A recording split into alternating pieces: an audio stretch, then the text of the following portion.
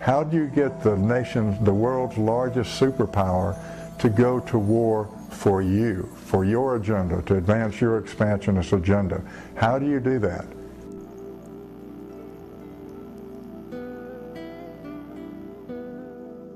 And I'm a lawyer by training, but certainly not a criminal lawyer. I'm a sort of financial policy person. I served 7 years as counsel to the Senate Finance Committee and worked in about 35 countries, usually advising on finance. I wrote Guilt by Association in about 60 days, and in summer 2008, when it became clear that a fellow named John McCain from Arizona, where I live, had a viable candidacy as president. And knowing his roots in organized crime, it became, essential really to chronicle some of how that came about.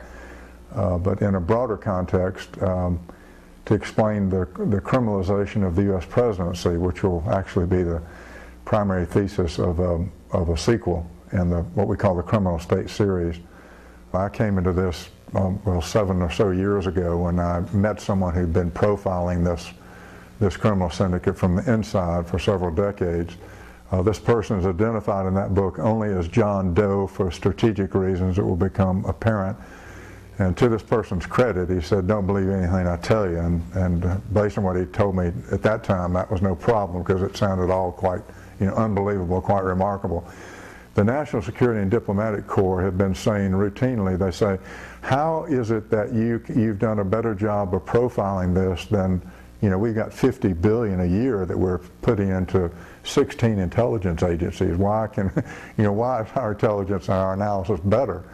And the simple answer is because this has been profiled from the inside, whereas everyone else has been on the outside trying to sort of, peer through a glass darkly into something that you can only fully and accurately profile from the inside.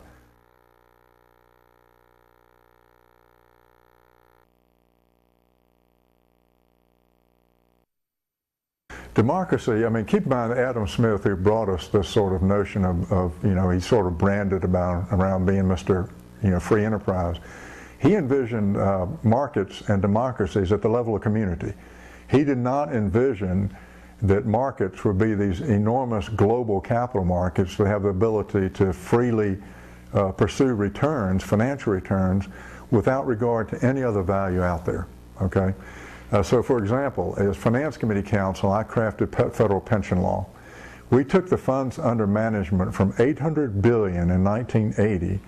You take that legislation, you go to 2007, it went from $800 billion to 16,600 billion. That's a figure so large no one can even comprehend it, okay? But basically what it does is it says you take that money and you throw it out widely, like a fisherman throwing out a net. You're looking for returns that are denominated only in money, right? So you pull back in that net and you go, eureka, I found what I was looking for. I found more money, Well, of course you found money. That's the only thing you were allowed to fish for. Having crafted the law, I can tell you, if you fish for any other value, if you're a money manager, you will be sued and you will lose, because you're supposed to search only for values denominated in money, okay? Well, in that system, what's not picked up in that net? Fiscal foresight, civil cohesion, environmental sustainability. Go down every list that counts for long-term, healthy, sustainable communities. It's not in there. So how did this get embedded where we thought this was a rational, sensible thing to do? And how did the United States get branded with this mindset? And that's what it is. It is a shared mindset. It's called a consensus. We're now branded with it. It's now called the Washington Consensus. It's no longer the Chicago model. It's now the Washington Consensus. It's money myopic. It's finance fixated. We are now persuaded to embrace the very forces that freely embrace those forces, that freely undermine our freedom. How did that happen? That's what this series is about. That's what you'll find on the Criminal State website. The idea is for people to have the tools to understand from their own perspective how this operates. If you can see how this operates, you'll figure out for yourself who did this and why it is being done. Yeah, the challenge with this area is people, and fact, this is where I began this. It all seems sort of, quote, unbelievable. How could something as systemic as this be ongoing in plain sight and yet unable to really to see it, How can I be induced to freely embrace something that is not really true? That money is smarter than people, therefore maximize financial returns and trust us. Everything's going to turn out fine. How did I personally come to believe something as irrational as that? Yet that is the Washington consensus. That is the state of federal law. Having crafted law in that area, I can assure you that's the way it works by law at this point. So how does something so unbelievable become something that we freely embrace? And that's what Criminal State is about. It's meant to show. The subtitle of the book is Deception and Self-Deceit. We've been deceived, and we, in the broader sense of those of us who embrace a shared mindset, a consensus mindset, there was a deception side, but there's also a self-deceit. We had to agree to be deceived. We had to agree to pursue, to maximize our financial returns to the exclusion of all other values, because it gave us a certain whatever it is we sought, financial returns, riches, whatever that is. So how does this sort of thing happen? And that's what the book and the Criminal State website are meant to show. It's meant to give the viewer, the reader, the tools of perception where they can see this for themselves. Otherwise, it remains in the realm of the, quote, the unbelievable, But again, that's a bit of a play because, again, we've been led to believe things that simply were not true. Clearly, the intelligence that took us to war, it's quite unbelievable looking back on this that we really were induced with false intelligence, with fixed intelligence, with fabricated intelligence, to take this nation's blood and treasure, to go to war abroad, to in effect discredit ourselves as a nation on behalf of another nation that we considered an ally that has embedded its operatives inside our policy-making apparatus to do just that, to take us to war. So that all seems quite unbelievable until you look at the facts. So again, Criminal State website, guilt by association, those are unadorned facts. I can't draw conclusions for you. If you can't draw conclusions based on confirmed facts, there's really nothing anyone can do to help you anyway. You've been sort of induced into this belief machine, and whether you can be pulled back out of it with facts or not, that's really up to you. We're very fact-oriented species. If we don't have the facts in front of us, we may well perish. How did this faith-based deception grab us and persuade us in such a fashion that we would allow ourselves to be taken to war? And in order to do that, you have to prepare the mind, meaning the shared mindset, in such a fashion that indeed when these fictions come onto the landscape, that we embrace them. We embrace faith, we embrace beliefs, we embrace these fictions in lieu of the facts that are right in front of us. Criminal state's a little bit of a play on words. It means the criminal state is the state of mind. This particular type of organized crime really persuades you to freely embrace the very forces that undermine your freedom. In the case of the financial domain, which is my background, you freely say that I really want my happiness, my pursuit of happiness is dependent upon me, for example, having a large account balance in my 401k plan, that sort of thing. By simply pursuing financial values to the exclusion of all other values, you find that we've embraced a form of criminality that is, in effect, wrecking our communities, sending jobs abroad, requiring us to borrow immense sums of money from abroad in order to maintain a standard of living. This is the embedding process whereby organized crime becomes embedded in what we call a consensus, a shared mindset. So if you can imagine for a moment, where does a consensus reside? It's in a shared mindset. It's kind of in an environment that's non-tangible. You can't really touch it, feel it, smell it. That's where this type of organized crime operates. So it's considerably more systemic and far more sinister than what we usually think of as you know, The Sopranos or Al Capone or the sort of Italian and Sicilian faces put on organized crime. This is much more fundamental, much more dangerous. This is organized crime. I mean, you cut through the gloss of how this operates, and this is organized crime operating at scale. And so to explain that and to make that tangible and real to people for whom this is going to be quite, you know, quote, unbelievable, again, required 7 years of research, but based on someone's first-hand experience who's been profiling this from the inside for 28 years. So that story is being brought into the field of consciousness sort of gradually. And some people describe this as a phrase that some people use called Zionism, and I've never been comfortable with that phrase, in part because it's been used by this syndicate to say it's really the Jewish people seeking a homeland. That's what Zionism is about. But that's not what this is about. It's hidden behind that, but Criminal State series, it was meant to provide a generic account to really test the waters, to say, okay, what's going to be the response of very sophisticated people in diplomacy and national security, all of whom said, with 100% saying, oh my God, this is absolutely true. Why didn't we understand this as well as you fellows do? The other was to test it with the moderate and secular Jewish community, who are going, thank you. Thank you for distinguishing the broader Jewish community from these elites and extremists, because we're routinely portrayed as guilty by our association simply because we're Jewish. And that's not at all the case of what this is about. So you find there's no theory about this. This is not a, quote, conspiracy theory. You'll find in guilt by association just fact after fact after fact. We went through and methodically pretty much scrubbed the book for adverbs and adjectives even, just to say, just overwhelm the reader with facts and let them draw their own conclusions about who and why. You owe it to the reader and the viewer to show them how facts can be displaced with fiction in plain sight. And that's what this is about.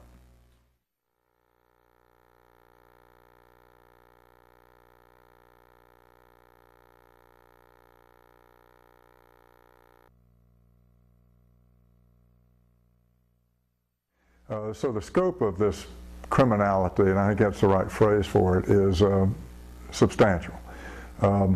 If you can imagine, for example, embedding in a shared field of consciousness, where does this consensus reside? That indeed Iraq had weapons of mass destruction, all the sorts of intelligence we know were fixed to take us to war in Iraq. At what level does this criminality have to operate in order to deceive at least a critical mass of people in the Congress and in the general population that we go along with this and say, yes, of course, we believe in all this, therefore let's go to war in Iraq, which of course had absolutely nothing, as we now know, to do with 9/11. So what's the scale at which this operates? Very, very large scale. That's why this syndicate needed to really have a critical mass of dominance in what we call mainstream media and other key in-between domains. In-between is a term coined by Robert Gates, the Defense Secretary, to say if you're trying to have a form of governance based on facts versus what you can be induced to believe, then you need to dominate those in-between domains. You need to have a substantial critical mass of influence, and primarily in media, print media, but also the visual media, particularly the networks, in order to induce us to believe things that simply were not true. So what is the scope of this? The scope is vast. The scope is very large. The only thing I can identify in this modus operandi, and again, the modus operandi is a Latin term, means the method of operating, is how do you displace facts, the facts essential for informed choice, with beliefs, fictions, to have the mark, the target, a targeted populace, sincerely believe that these things are true, sufficiently true that we would expend our blood and treasure, we would put our youth in our military, we would deploy our military on behalf of this fiction. So who would have the capacity to do that, and who would have the state of mind to do that, other than a criminal syndicate? And that's why I call this a criminal syndicate. Some people call this Zionism. I think it's frankly more sinister than that. It is a criminal syndicate. Yeah, people will often ask, how long has this been ongoing? And it disappears into the mist of time. I mean, how long has faith been used as a way to manipulate people? How long have there been people who have targeted thought and emotion in order to influence behavior? This is an ancient method of influencing behavior. The only thing that I can find that is modern in this is the technologies with which this can operate at scale. Media technology being the most obvious one of them.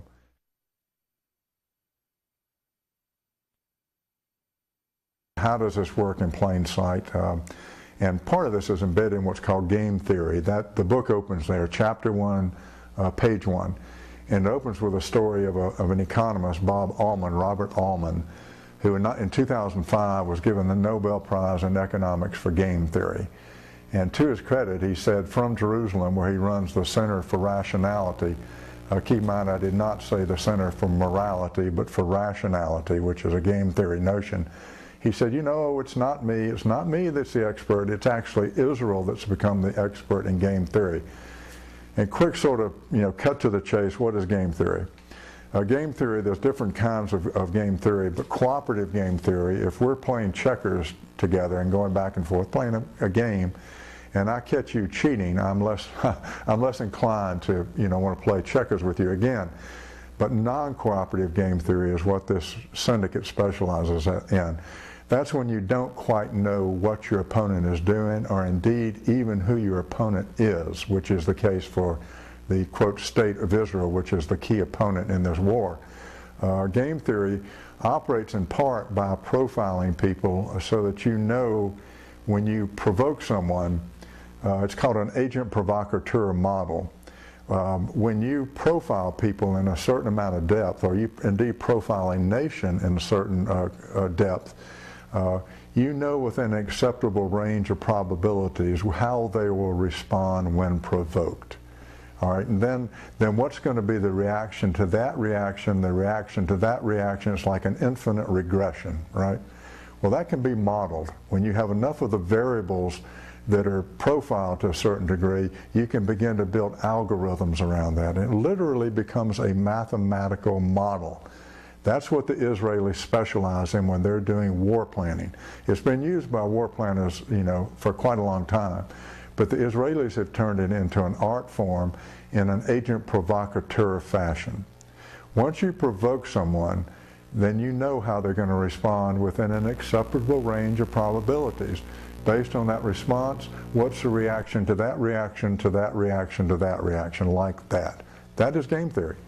That becomes again, algorithms, if then what happens?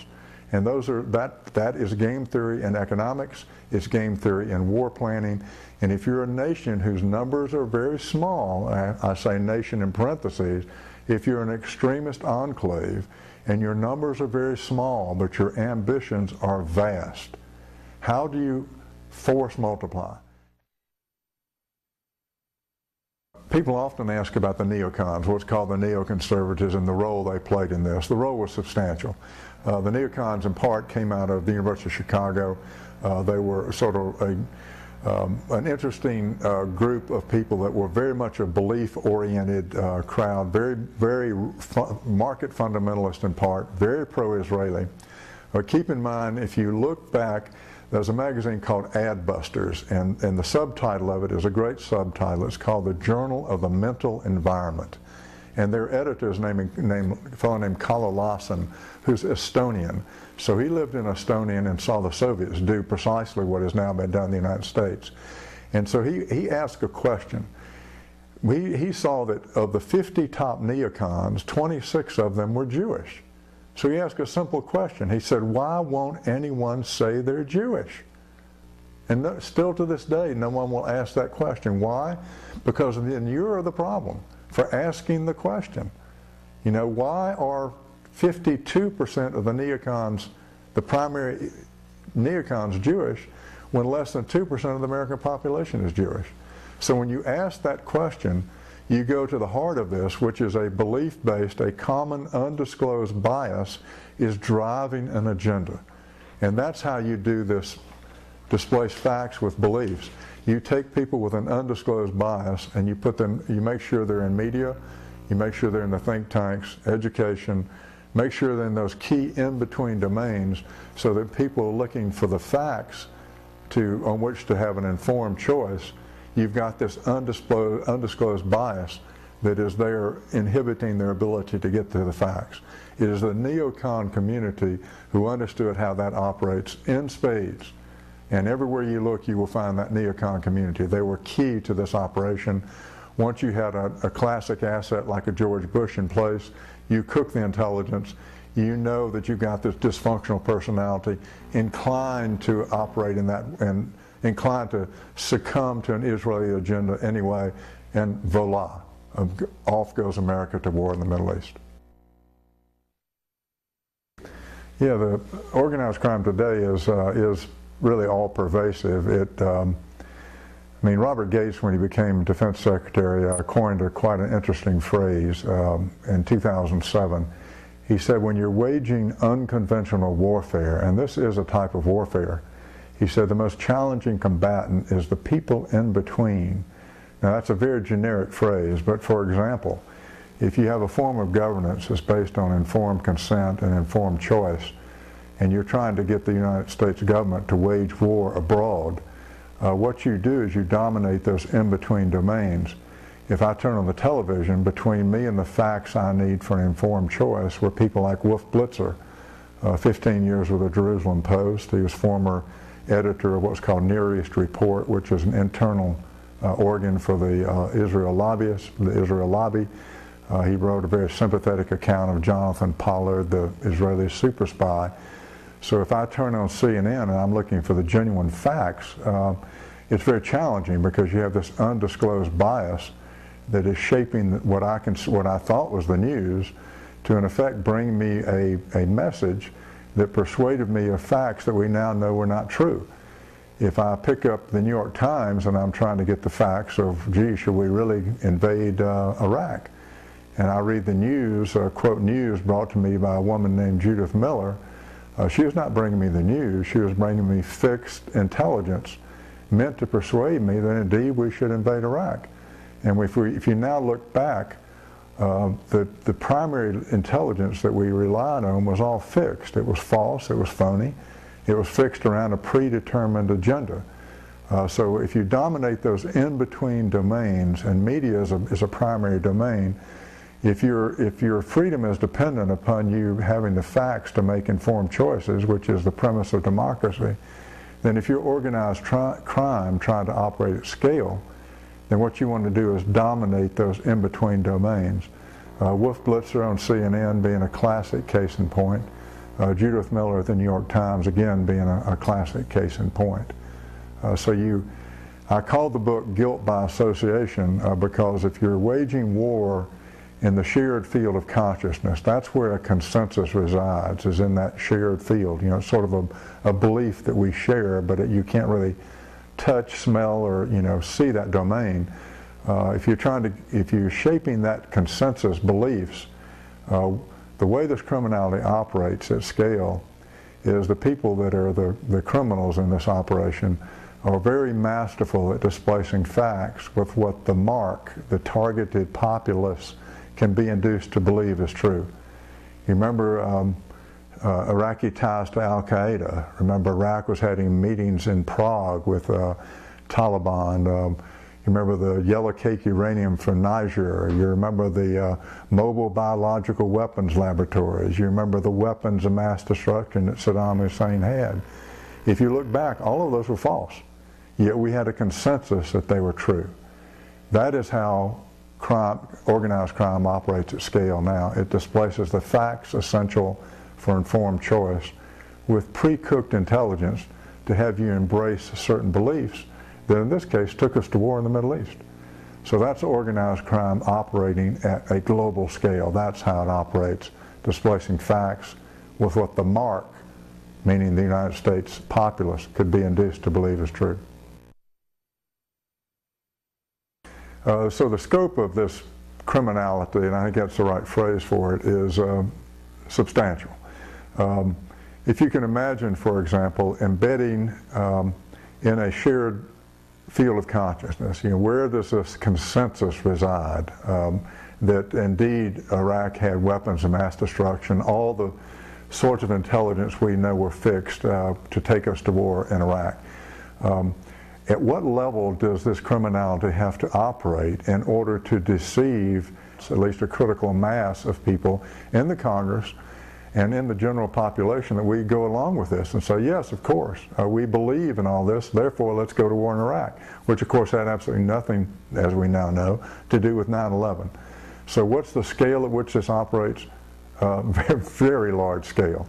That's why this syndicate needed to really have a critical mass of dominance in what we call mainstream media and other key in-between domains. If you're trying to have a form of governance based on facts versus what you can be induced to believe, then you need to dominate those in-between domains. You need to have a substantial critical mass of influence, and primarily in media, print media, but also the visual media, particularly the networks, in order to induce us to believe things that simply were not true. So what is the scope of this? The scope is vast. The scope is very large. The only thing I can identify in this modus operandi, and again, the modus operandi is a Latin term, means the method of operating, is how do you displace facts, the facts essential for informed choice, with beliefs, fictions, to have the mark, the target, a targeted populace, sincerely believe that these things are true, sufficiently true that we would expend our blood and treasure, we would put our youth in our military, we would deploy our military on behalf of this fiction. So who would have the capacity to do that, and who would have the state of mind to do that, other than a criminal syndicate? And that's why I call this a criminal syndicate. Some people call this Zionism. I think it's frankly more sinister than that. It is a criminal syndicate.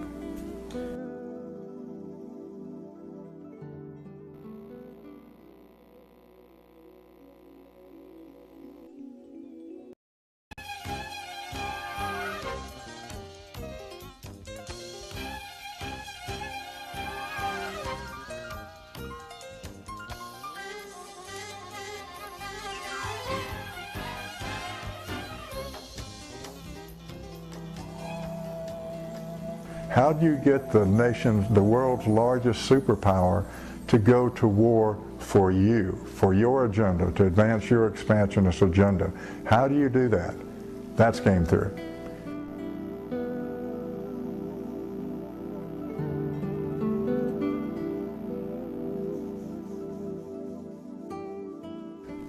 Let's talk for a minute about assets and how they operate in the political domain. John McCain is a classic what we call asset, and that's, again, there's a terminology here that you need to be familiar with to understand how criminality can operate in plain sight yet non-transparently, and so far with legal impunity. An asset is someone who's been profiled in sufficient depth that if you put them in a time, place, and circumstance, you know within an acceptable range of probabilities that they will perform consistent with their personality profile. That's called an asset. To some extent, we're all assets, but political operatives like a John McCain, you need to know that they'll perform within an acceptable range of probabilities. He is a classic asset. I live in Tempe, Arizona, which was a congressional district created in part to help run him for Congress 4 years before an earlier maverick, Barry Goldwater, was known to be planning his retirement. But John McCain, his background, and it's in guilt by association, his background requires a little bit of explanation. There's a fellow named Gus Greenbaum who was sent out to Arizona in 1928. In 1947, a fellow named Bugsy Siegel, who is widely known as an operative, was killed by Murder Inc., which is the enforcement arm of organized crime, because he was caught skimming the casino skim. And you may remember Virginia Hill, his dancer friend, better known as Flamingo, was her dance name. There was a casino there called the Flamingo, which Bugsy named after his Virginia Hill, a famous story in sort of mobster lore. When Bugsy was murdered, they need someone to replace him in Las Vegas. That became Gus Greenbaum. He moved to Las Vegas in 1947 to take over from Bugsy. But then the mob needed someone to replace Bugsy Siegel. That was a fellow named Kemper Marley, who in effect had a statewide liquor monopoly that came largely from the Bronfman family, the founders of the World Jewish Congress, out of Ontario. They were the primary importers of booze during the Prohibition. Kemper Marley, in effect, got that liquor monopoly from the Bronfman family. Kemper Marley became the replacement for Gus Greenbaum. He hired two fellows, both named Hensley. James Hensley and his brother, in effect, took the fall. They took the heat for two federal liquor violations that Kemper Marley otherwise would have been prosecuted for. In that process, James Hensley came into the ownership of an Anheuser-Busch distributorship, which is now the 5th largest beer distributorship in the United States. Cindy Hensley, his daughter, 18 years John McCain's junior. If you understand John McCain and know what an asset is, if you got this Cindy Hensley in John McCain's neighborhood, you knew within an acceptable range of probability that the sparks would fly. And sure enough, John McCain ends up divorcing his wife, moving to Arizona, and becoming a public relations person for Hensley Distributors, the beer distributorship. With that, he works himself into politics and is run for the Congress in '81. 4 years later is run for the Senate. He's 82 to the Congress, I guess. 4 years later comes into the Senate as a perfect asset. When Cindy meets him, he is a Navy liaison to the Senate. He's already gone to Israel with Richard Pearl and this other crowd who by then profiled him as a classic, a very reliable and pliable asset. So John McCain, again, a absolute classic asset. There's hard to find a more classic asset than John McCain, with the possible exception of John Kyle, who is the Christian Zionist, again from Arizona, again a state that's been widely dominated by organized crime for a very long time. That's why Janet Napolitano is now head of Homeland Security, again a very reliable sort of asset from a state that has been dominated by organized crime since no later than the 1920s. So that's John McCain. Keep in mind that he proposed campaign finance reform as a way to recover his reputation when he was the primary advocate for what was known as the Keating Five, which was a group that was helped delay the reform of the savings and loan fraud of the late 1980s. That delay helped raise the cost of that financial fraud from $100 billion to about $150 billion. So we have John McCain and his colleagues to thank for that as well. That's John McCain.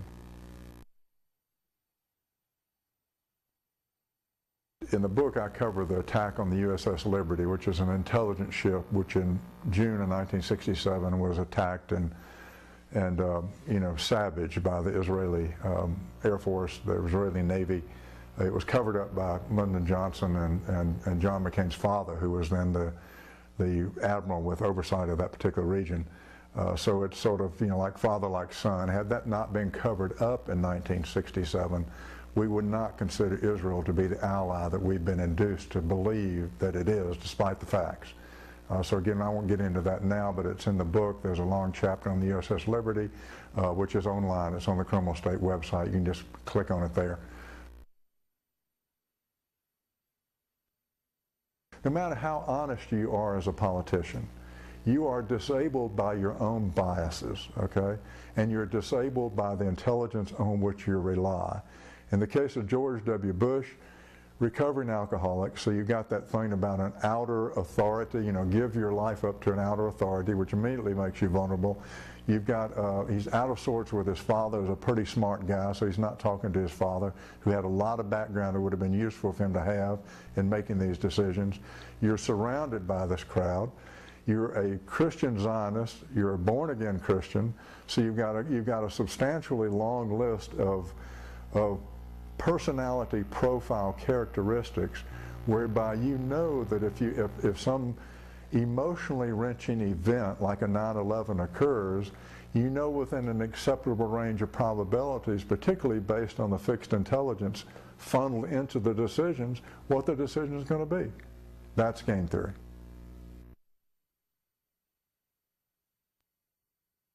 Yeah, people routinely ask about 9/11 and what was its role in this scenario that is laid out in Criminal State. I said, if you've got 1.3 billion Muslims worldwide, roughly, you've got 6 decades of abuse and indignities heaped upon Muslims, particularly in Palestine, but elsewhere, by an enclave of extremists who are viewed as an ally of the United States. We routinely arm them. We veto resolutions to discipline them in the UN. We are seen as a loyal ally of the what people call the State of Israel. Is it difficult with an agent provocateur model that is that spans decades? How difficult would it be to get a critical mass of people enough upset at us that they would make a point? And if you're trying to, with that point, provoke a provocation, then what better thing to do than to hit some iconic buildings such as the World Trade Center, the Pentagon, something like that, knowing within an acceptable range of probabilities that we're likely to respond by going to war. And once you have that provocation in place, how difficult is it to fix the intelligence so that instead of mobilizing, say, a police action to go after Al-Qaeda, to arrest or kill those who are complicit in this, instead go as a nation to war against Iraq, which had nothing to do with this. So that's another sort of, when you're understanding how game theory works and game theory war planning, particularly when you have multi-generational agent provocateur operations underway, is that an explanation of 9/11? Well, all I can do is sort of report the facts and let people draw their own conclusions, but those are the facts. The goal of the Criminal State series, beginning with guilt by association, is to help people understand how facts can be displaced with fictions, with beliefs, in plain view. And one great example of that is the deployment of Colin Powell to the UN to testify to the veracity of Iraq having mobile biological weapons laboratories. Now, that was done in February 2005, just before the invasion. And when you were looking at Colin Powell, you thought you were looking at Colin Powell. You weren't really. What was being deployed there was the credibility of Colin Powell. When you're waging war in this sort of shared field of consciousness, you're always deploying the properties that are embedded in that field. In this particular case, you were associating Colin Powell's credibility with this fixed, false, and phony intelligence, which was mobile biological weapons laboratories. By associating his credibility with this fixed intelligence, you have what's called in psychology a bleed over. Suddenly you took his credibility and that made this fixed intelligence appear credible. So that's how you wage war in the field of consciousness, with the power of association. Another example, in May of 2005, there was a cricket player by the name of Imran Khan, a Pakistani. Newsweek, it's the Washington Post magazine founded by Eugene Meyer, bought it out of bankruptcy in '33. Newsweek published an article by a fellow named David Ishakoff, who claimed that U.S. troops and interrogators flushed the Koran down the toilet. That's considered sacrilege in Islam. Now, Newsweek retracted that story 10 days later, saying it was insufficiently documented. So what happened was Imran Khan somehow was induced to step out and announce that the United States had desecrated a Koran. Now, when Imran Khan says it, it'd be like a Hank Aaron or a baseball or a football star saying it in the United States. You took the field-based quality of Imran Khan, his celebrity, and you use that as a weapon in the same way you use the credibility of Colin Powell. By deploying Imran Khan's celebrity, you breached the literacy barrier. When he said it, that story went viral in Muslim nations worldwide. It reached tens of millions of people because a celebrity said it. So when you're waging field-based warfare, this is where this is being waged. It's not in a tangible battlefield. It's in the field, the shared field of consciousness. So that's where you deploy intangible properties in that field. Credibility, celebrity, those types of things. And that's how you wage warfare. In plain sight, you can't really quite see it. And that's how this works.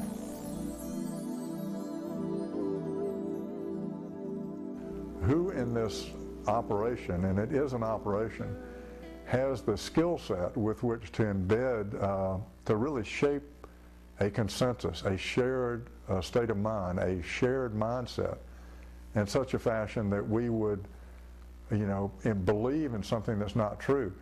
When trying to grasp the scope of this sort of what I call belief-based criminality, the sort of a faith-based organized crime, I have faith that if we simply let financial markets work their will worldwide, then everything will be fine. We'll have orchids blooming in the sewers. Everything's, I've advised in 35 countries, usually the finance minister, the prime minister, in the unwinding of public ownership to private ownership, what we used to think of as Marx to sort of, Milton Friedman or Adam Smith, that sort of thing.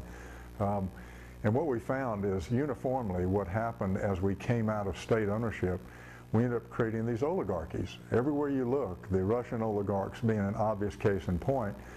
And when Russia came out of that highly dysfunctional sort of system, suddenly you look back, and as I worked there with Gorbachev's first economic team, brief Yeltsin within a few weeks of him being sworn in, I sensed somehow the fix was in, but it was not until I took on this particular task that I realized on whose behalf and how.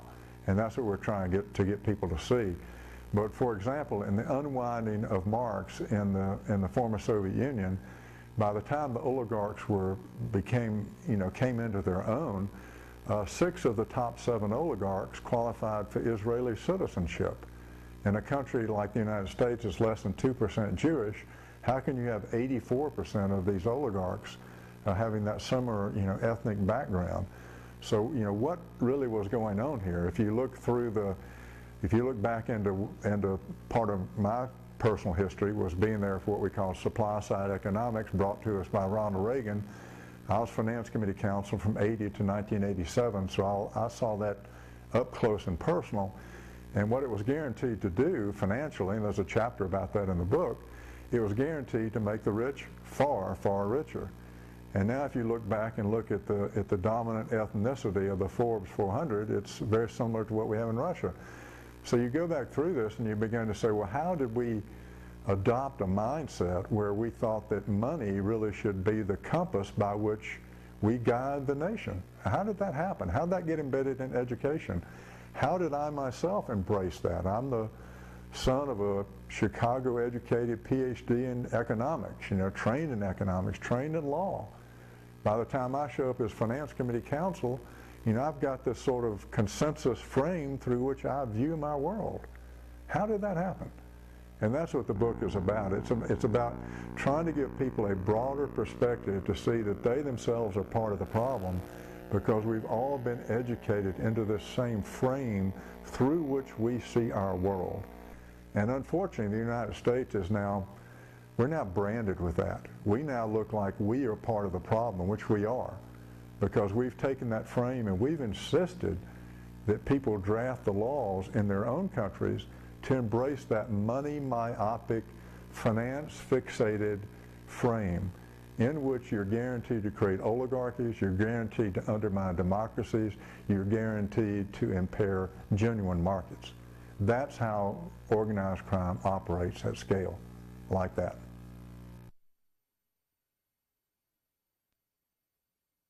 Where did this come from? How did we get to this point? Well, if you go back, there's a book that was published in 1996 called The Clash of Civilizations by a Harvard professor named Samuel Huntington. But like most things, there's a history to this. In the case of The Clash did not begin with Samuel Huntington. He published an article in Foreign Affairs in 1993 that became the book in 1996. But before that, Bernard Lewis, who was a Zionist, interesting fellow, branded himself as an Islamic scholar. He is one that really gave that theme to Samuel Huntington. By the time it migrated through Foreign Affairs and then into a best-selling book by Huntington, how did it become a best-selling book, and how did this clash of civilizations become a consensus, a widely held belief, right? Well, it happened because by the time Huntington released that book, there were over 100 non-governmental organizations, you know, the Heritage Foundation, the American Enterprise Institute.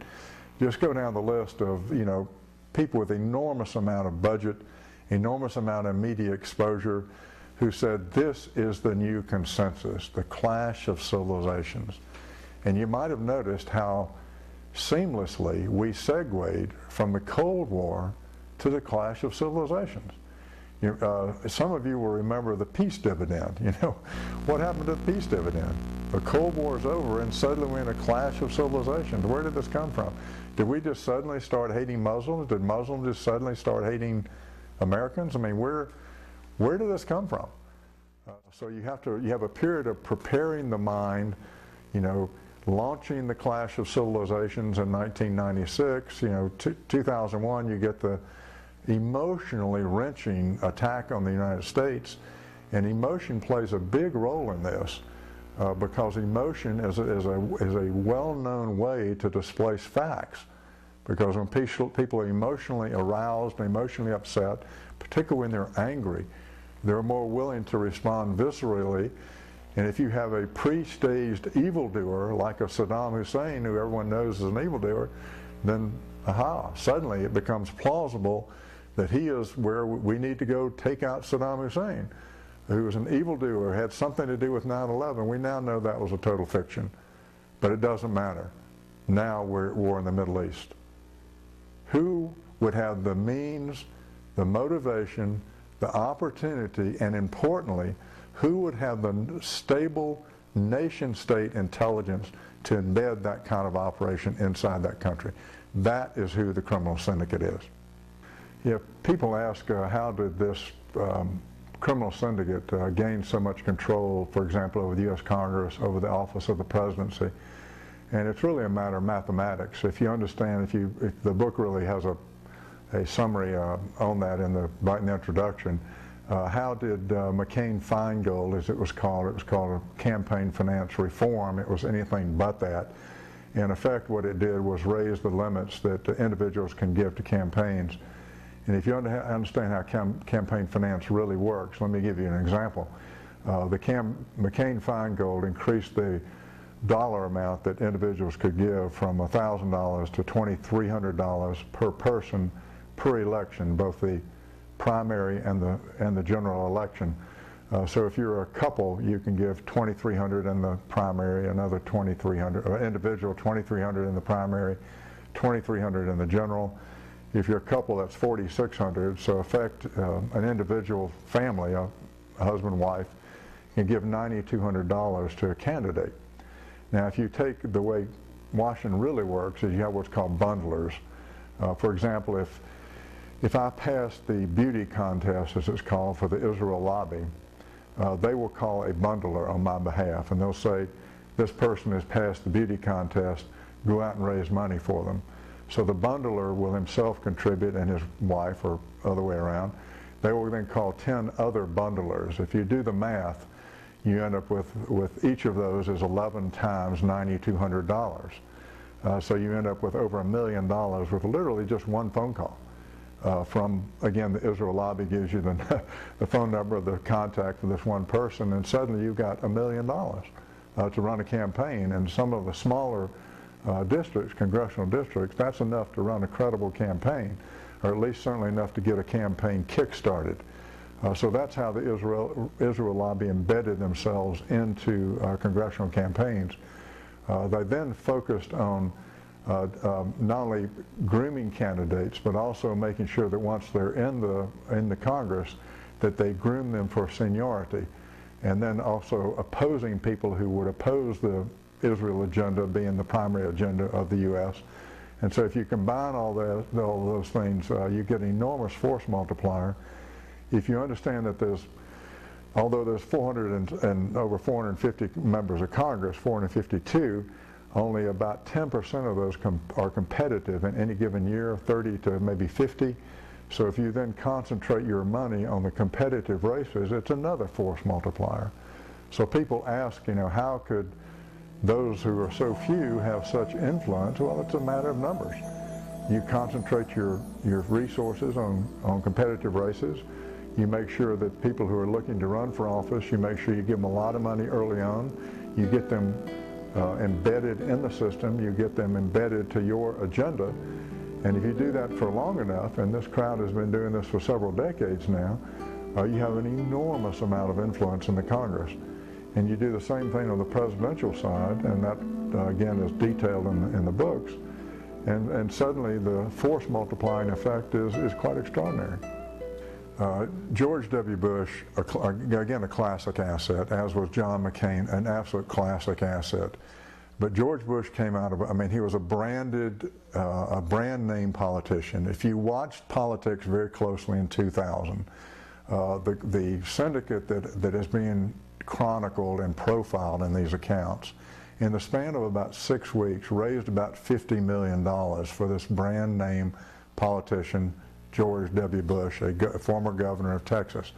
With that $50 million, in effect, the Republican primary was preempted. By the time the nominating convention came along, it was a fait accompli. This was going to be the nominee. Once you do that, you begin to fill in well, in Washington we used to call it the plum book. It literally was a plum. I think it's a different color now, but it's the 3,000 to 6,000 positions that are filled in by the lead of the executive branch, the undersecretary, the deputy assistant secretary, all these positions that are filled in. So once you got the nominee and you got the election well underway, you begin to look in that book and you put your people in the small, narrow part of the funnel for information going into the White House for decision making. For example, you don't need to be the head of the CIA.